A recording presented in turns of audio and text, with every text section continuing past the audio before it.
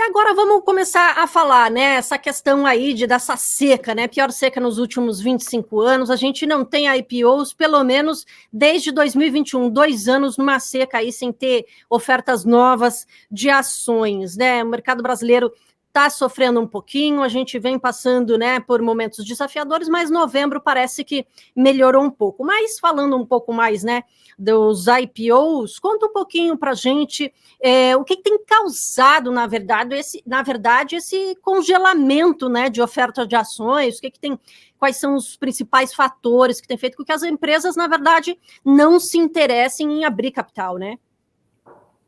Perfeito. Eu acho até, Paula, que na verdade as empresas até estão interessadas. O problema é os investidores estão um pouco mais receosos, vamos dizer assim, né?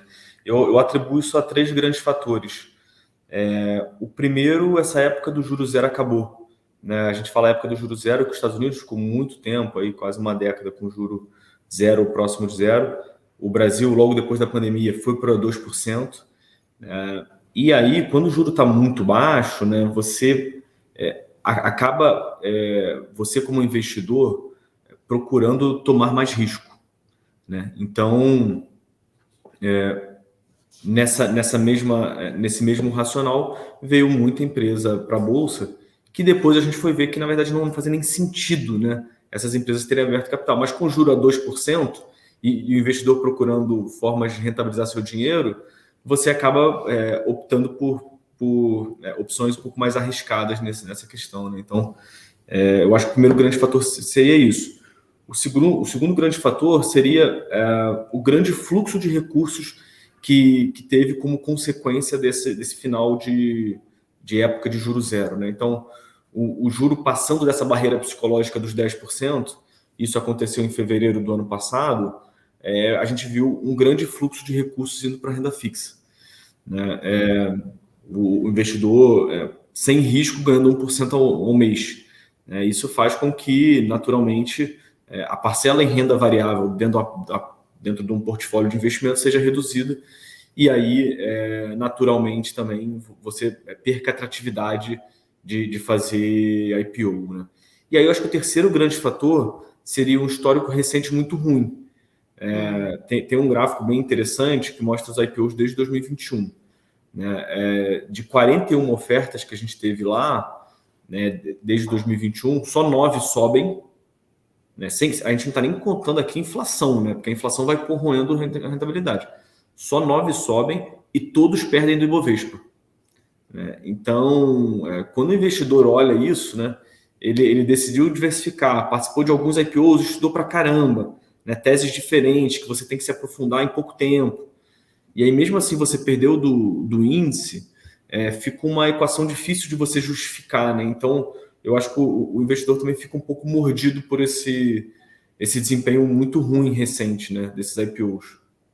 Agora você falou, né, das 41, só 9 sobem. O que aconteceu, na verdade, ali em 2021? As empresas, de repente, foram avaliadas num valor maior, de repente o mercado, não sei, estava muito aquecido, veio maior, e aí meio que o mercado se deu conta e essas empresas caíram, ou foi mais por causa dos juros mesmo que acabou tirando investimento dessas empresas? Uhum. Eu acho que são esses dois fatores e até também o segmento da maioria dessas empresas, né? Como o juro estava zero, veio aquela época de não, vamos comprar empresas de growth, crescimento, né? Empresas que não precisam dar lucro agora, só daqui a 2, 3 anos. Então faz o IPO, capta R$ 1 bilhão, daqui a um ano capta mais 1 bilhão e a gente vai crescendo. Aí a gente falava muito de plataforma, digitalização, muito investimento em tecnologia, logística, né?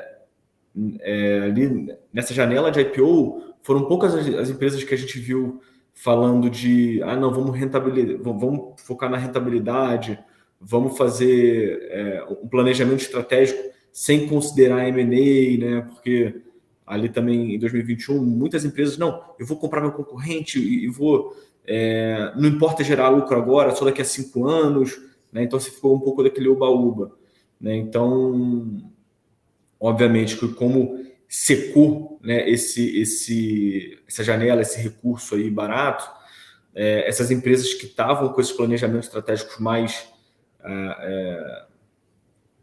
ariscos, né, mais arisco nesse caso, o que acontece? Elas tiveram que segurar, né? Então, muitas vezes, elas ficaram ou bastante endividadas ou tiveram que mudar de forma atabalhoada seu planejamento estratégico, né? Então, existem diversos fatores aqui, mas fato é que a grande ideia, que era crescer a qualquer preço, pelo menos numa janela de tempo curta ou de médio prazo, era quase um mantra para essas companhias, né?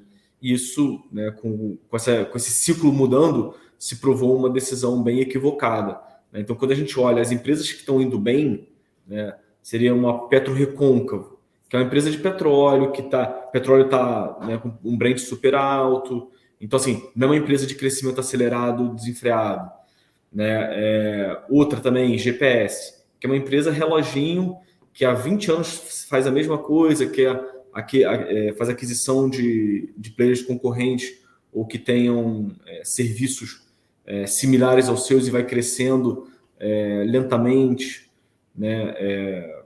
Ou a própria Vitia, né, que é do segmento de agro, ou seja, são coisas bem específicas. Quando a gente olha para o pool como um todo, empresas de tecnologia, elas estão indo muito mal. Como a gente viu nos Estados Unidos também, né? Foi bem parecido nesse quesito.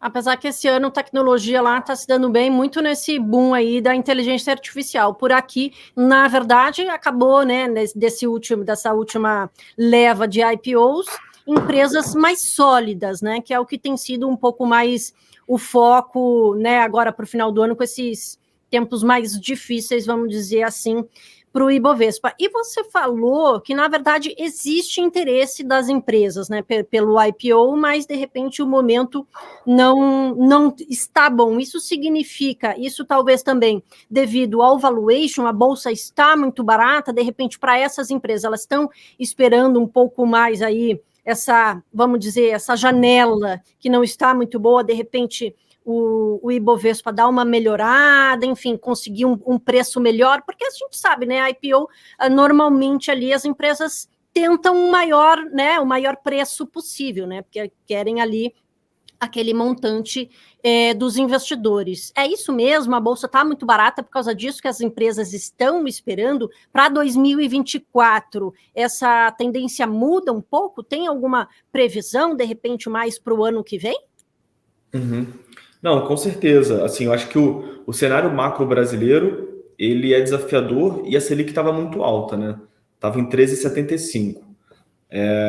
Isso acaba afastando os investidores de ativos de risco e, naturalmente, você tem uma dificuldade de emplacar um IPO. E aí vale lembrar, né, que o investidor, né, o fundador de uma empresa, ele tinha a empresa dele sendo avaliada em 100 milhões há 2 anos atrás. Ele fica ancorado nesse preço. Ele quer fazer um IPO ou uma nova rodada, chamar capital, nos 100 milhões. Mas ele não vai conseguir. O cenário mudou. Então também tem um lag para ele conseguir entender que o preço mudou. A gente está vendo muito isso no mercado de private equity, né? Assim, devagar as empresas estão topando a redução do seu valuation em 30%, 40%, 50%. Principalmente aquelas que têm uma necessidade de capital muito rápida. As que não têm, elas acabam segurando um pouco. Tá? E eu acho que também tem outra coisa importante, né? Pela ótica do investidor, a gente sabe que o IPO ele tem essa dificuldade, né? Você tem um prazo muito pequeno para ajudar uma empresa que você nunca acompanhou, né? Então, naturalmente, você pode acabar esquecendo pontos importantes na sua análise, né? Por outro lado, você tem empresas na bolsa hoje negociando 2 reviews padrões abaixo da sua média histórica, empresas que já fizeram seu IPO há 10, 20 anos. Então, assim, empresas super escrutinadas que estão trimestralmente mostrando seus números, que o CEO, os diretores estão toda hora aí na mídia falando sobre a companhia, falando sobre o mercado e estão muito baratas, né? Então, por essa ótica também, o investidor fala, cara, eu não vejo muito sentido hoje me arriscar demais se eu consigo comprar Localiza 15 vezes lucro. Se eu consigo comprar Equatorial, que é a melhor empresa de utilities do Brasil, negociando a inflação mais 10. Né? Eu posso ficar aqui mesmo. Eu vou ter uma boa rentabilidade. Né? Então, isso também eu acho que acaba atrapalhando. Agora, esse ponto que você comentou, né, sobre 2024, eu acho que a gente já começa a virar um pouco a chave. Por quê? A gente está nesse ciclo de queda de Selic. Para as próximas 3 reuniões, eu acho que vai cair mais 50 pontos base também. A gente chegaria aí, então, a 10,75. Quando a gente romper essa barreira do 10, né, essa barreira psicológica que o investidor tem, o investidor vai começar a se coçar. Vai falar, olha, essa mamata, né, de você estar na Tesouro Selic ganhando 1% ao mês acabou. Eu vou ter que procurar uma opção mais arrojada. Estou vendo que o mercado de ações está andando. Estou vendo novas ofertas aparecendo, empresas interessantes. Então, ele já começa a se coçar e aí a coisa começa a andar. Eu acredito que no final do primeiro semestre, a gente já deve começar a ver o início desse mercado aí, desse novo ciclo de IPOs aí se formando. Obviamente, caso esse cenário se concretize de manutenção de queda de Selic de 50 pontos base por reunião. Todas as variáveis constantes, né? Se a gente tiver realmente esse... isso é difícil para caramba, né? Continuar, né? O mais difícil, né? Porque a cada hora a gente vê, enfim, é o cenário macro pesando, enfim, alguma coisa que pode pegar mais. Agora voltou essa questão fiscal da meta zero do ano que vem, de repente ainda dá para ser alterada, enfim, algumas coisas que acabam, de repente, podem acabar pesando um pouco ali para as decisões do Banco Central e pode impactar, de certa forma, nos IPOs. E, pelo que eu vi aqui, o pessoal também não gostou muito dos últimos IPOs. Aqui o Cadu falando que IPO nunca mais, perdeu dinheiro, né? Aí o David falando aqui, então, pouco a gente sabe, né, que os IPOs ali, eles costumam realmente oferecer ali a um preço bem mais alto, né, mais, vamos dizer assim, valorizado, né? Aí, enquanto isso não acontece, né, enquanto os IPOs não voltam, qual é a alternativa das empresas? Acaba ficando ali com a emissão de dívidas, debêntures, isso tem aumentado nesse meio tempo? As empresas têm recorrido a esse tipo de emissão de dívida? Sim, tem empresas, inclusive, que não são listadas, né, que fazem revisão das suas rodadas de chamada de capital, né, então aumenta a Series A, né, ou Series B, enfim, para tentar captar mais recursos, mas normalmente o valuation acaba sendo impactado, né, você pode levantar a dívida, mas a dívida aqui você tem uma questão, né, a Selic ainda está alta. Então, a depender da saúde financeira da companhia, levantar dívida, você tem uma restrição ali, né? Uma outra opção também é revisar seu planejamento estratégico, né? Então, olha, em vez de eu tentar comprar um concorrente e crescer 30%, vou focar em rentabilidade, vou focar em melhoria de margem, segurar investimentos, deixar passar essa tormenta e depois eu volto a pensar no mercado de capitais, volto a pensar em novas oportunidades, né? Eu tenho visto mais por essa ótica aqui, né? Mas, de fato, as empresas ficaram mais restritas por conta desse mercado mais fechado. E até o mercado de dívida, ele também ficou mais caro, né? A gente teve eventos muito importantes esse ano. Teve o evento da Light, teve o evento da Oi, teve o evento da Americanas. Então, os próprios bancos também seguraram um pouco a torneira porque ficaram com receio, né, desse mercado. E o que se pode, né, de repente, o que está no seu radar aí de IPO para o ano que vem, para a gente finalizar aqui o nosso bate-papo? Tá, assim, tem algumas empresas que já mostraram interesse em fazer seu IPO, né? Então, por exemplo, a Cosan, ela é uma holding e tem subsidiárias embaixo, né? Algumas listadas, outras não, né? Por exemplo, a Rumo é listada, a Rumo está na B3. Agora, a Moove, que é de lubrificante, uma empresa super legal, ela ainda não é listada. A companhia já demonstrou interesse em listar ela um dia. E a Compass também, que é distribuição de gás, ela também ainda não é listada e a companhia já demonstrou esse interesse. Outras companhias, por exemplo, a própria Vale já demonstrou interesse em fazer o IPO da parte de metais básicos dela, ela acha que geraria valor, né? A Nadir Figueiredo também, de utilidades domésticas, a CIMED de medicamentos, a Votorantim Cimentos. Então, tem algumas empresas que estão de olho e podem aparecer aí como novidade para o ano que vem para a gente. Vamos ficar de olho, então, porque para esse ano, né, não vai acontecer nada. Pelo que você falou aí, realmente mais para o final do primeiro semestre. Então, qualquer novidade aí, você avisa a gente, Fernando. Combinado, estamos aí.